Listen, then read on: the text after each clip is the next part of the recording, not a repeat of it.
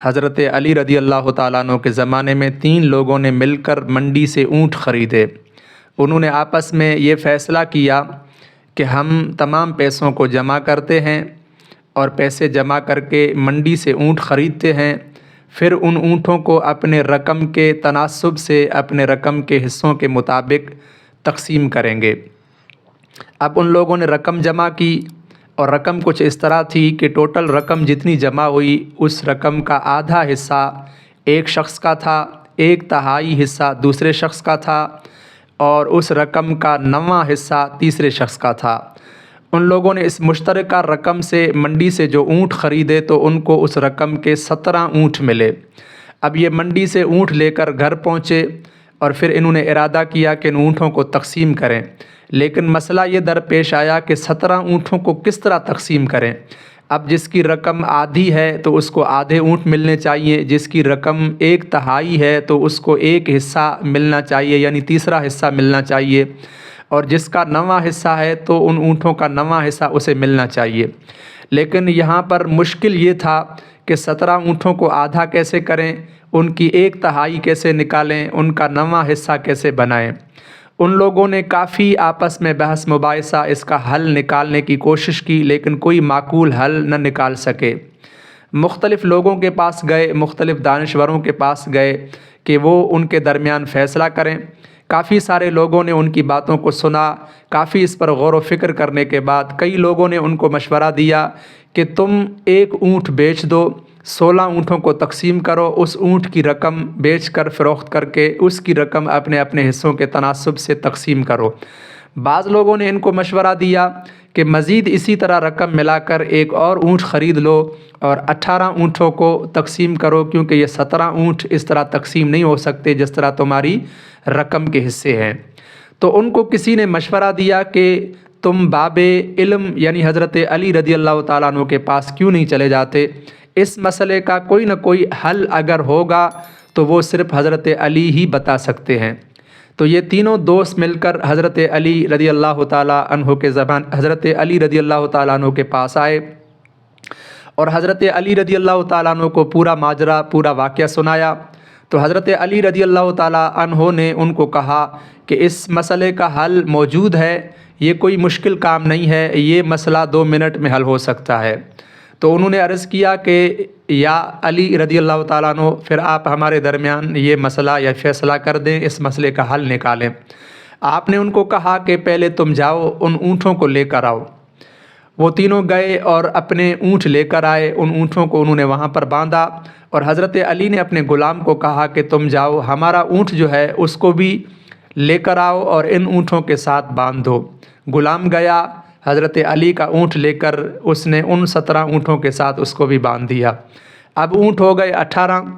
اب آپ نے اس شخص کو کہا جس کی رقم آدھی تھی، آپ نے کہا کہ تمہاری رقم آدھی ہے تو تمہیں آدھے اونٹ ملنے چاہیے۔ اب 18 کا آدھا کتنا ہوتا ہے؟ تو اس نے کہا کہ 18 کا آدھا 9 ہوتا ہے۔ تو آپ نے کہا کہ تم اپنے 9 اونٹ الگ کر کے باندھ دو۔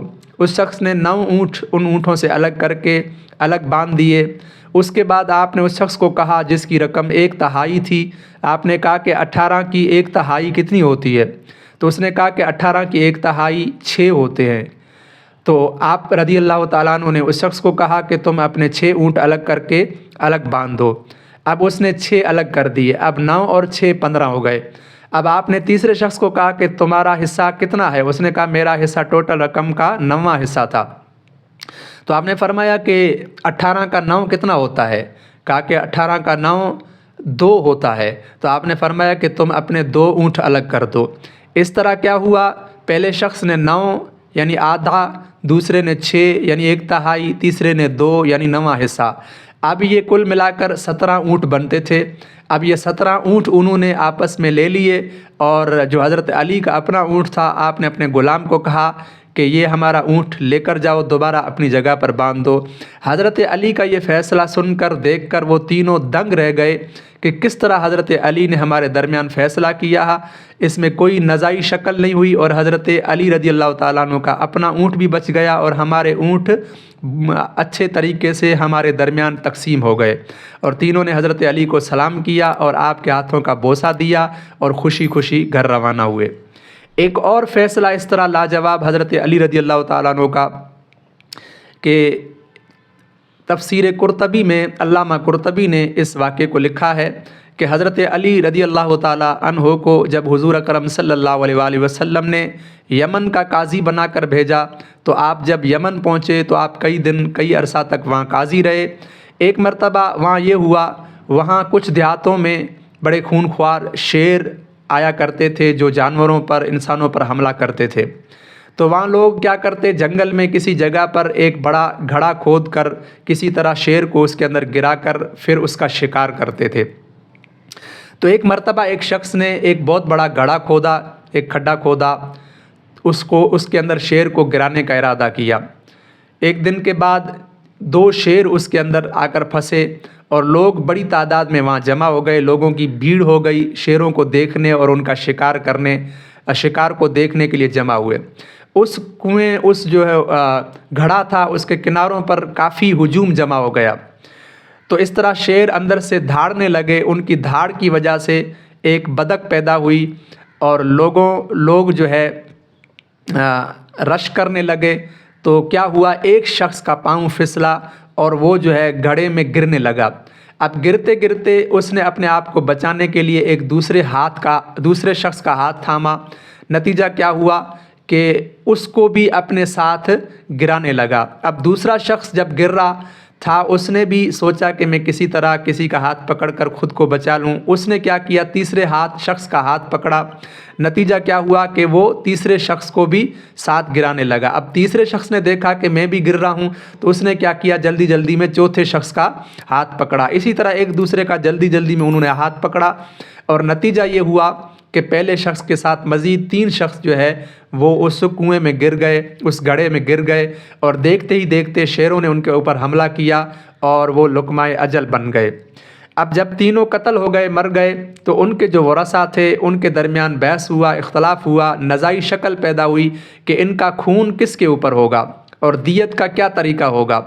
کافی نزاع ہونے کے بعد حضرت علی رضی اللہ تعالیٰ عنہ کے پاس جب یہ معاملہ آیا تو آپ رضی اللہ تعالیٰ عنہ نے اس کا فیصلہ کیا کہ یہ جو قتل ہے، یہ جو موت ہے 4 لوگوں کی، یہ قتل بالسبب ہے اور قتل بالسبب قتل خطا کی طرح ہے، اس لیے ان کی دیت جو ہے وہ اس شخص کے اوپر ہوگی جس نے گھڑا کھودا ہے، اور ان کی دیت کچھ اس طرح ہوگی کہ جو پہلا شخص ہے جو پہلے گرا تھا اور اس نے تینوں کو پکڑا تھا، اس شخص کی جو دیت ہے ان کے ورثاء کو 1/4 دیت ملے گی، اور دوسرے شخص کی جو دیت ہے وہ 1/3 یعنی 1/3 ہوگی، اور تیسرے شخص کی جو دیت ہے وہ آدھی دیت ہوگی، اور چوتھے شخص کی دیت جو ہے وہ پوری مکمل کامل دیت ہوگی۔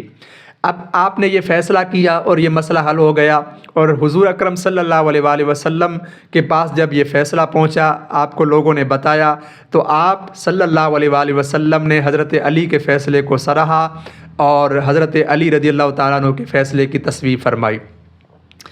علامہ قرطبی کہتے ہیں کہ حضور اکرم صلی اللہ علیہ وآلہ وسلم کے پیارے صحابی حضرت علی رضی اللہ تعالیٰ عنہ نے فیصلہ کچھ اس طرح اس لیے کیا تھا کیونکہ یہ جو 4 لوگوں کی موت تھی یہ قتل سبب، اور قتل سبب قتل خطا ہے، اس میں دیت ہوتی ہے، لیکن حضرت علی نے پہلے شخص کی دیت 1/4 اس لیے مقرر کی کیونکہ پہلا شخص جب گرا تھا تو اس نے 3 مزید لوگوں کے قتل اور موت کا وہ سبب بنا، اس لیے 1/4 اس کی دیت ہوگی، باقی 3 حصے باقی لوگوں کی طرف تقسیم ہوں گے۔